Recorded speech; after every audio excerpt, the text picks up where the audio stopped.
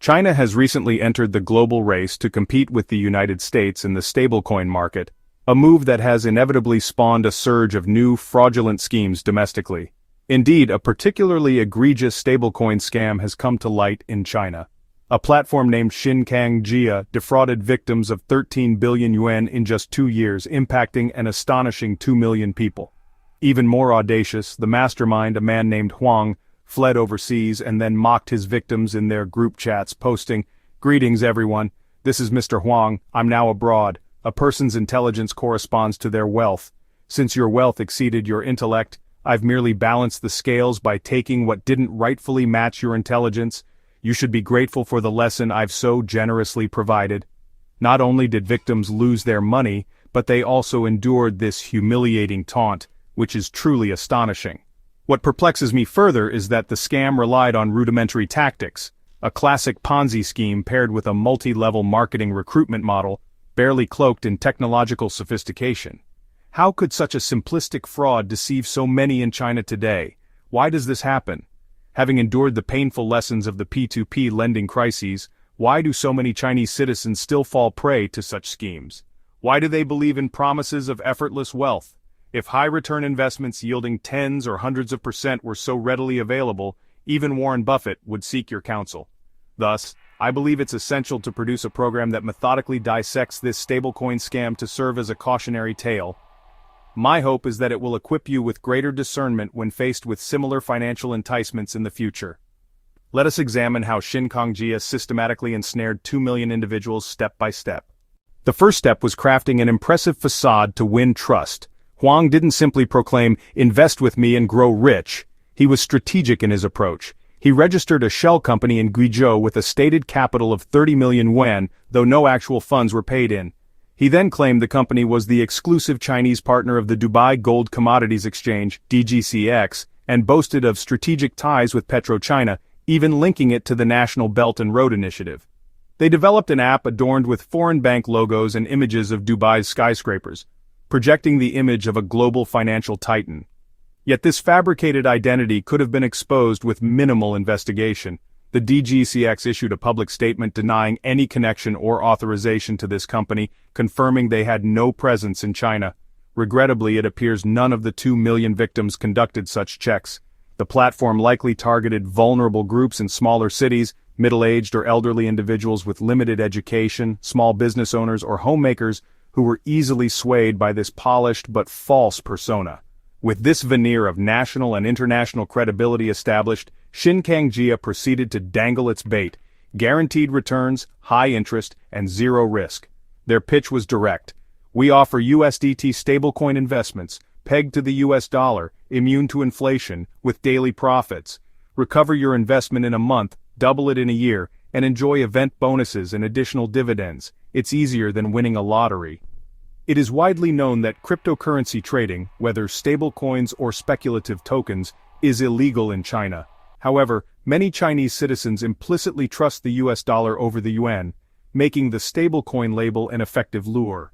The scammers exploited the lack of regulatory oversight in China, transforming it into an advantage by tying their pitch to the dollar's stability. They executed the scam by converting victims' funds into USDT, bypassing China's regulatory framework since no bank transactions occurred. Victims could log into the app and see daily profits. These apparent gains reinforced their trust in the scheme. In truth, their money had already been siphoned into the scammers' cold wallets, and the profits displayed were funded by new investors' principal. Scammers, however, are never satisfied with a single victim, so the third step was establishing a robust multi-level marketing system to aggressively expand recruitment. They created a militarized hierarchy. Every new user began as a squad leader.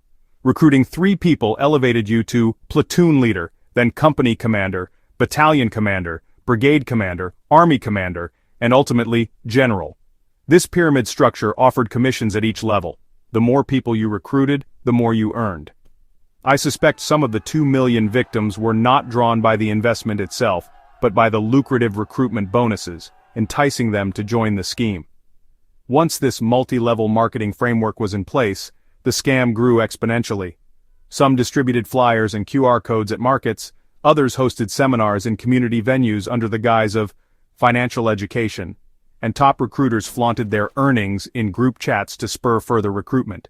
To bolster credibility, the scammers upgraded their app to appear complex, mimicking legitimate international financial platforms.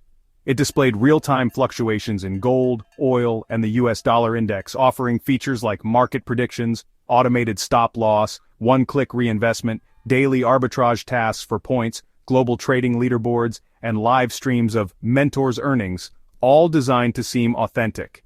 In reality, this data was entirely fabricated, disconnected from actual markets. The scammers could manipulate the backend to display a 2.5% profit today notification, unverifiable because victims couldn't trace their USDT.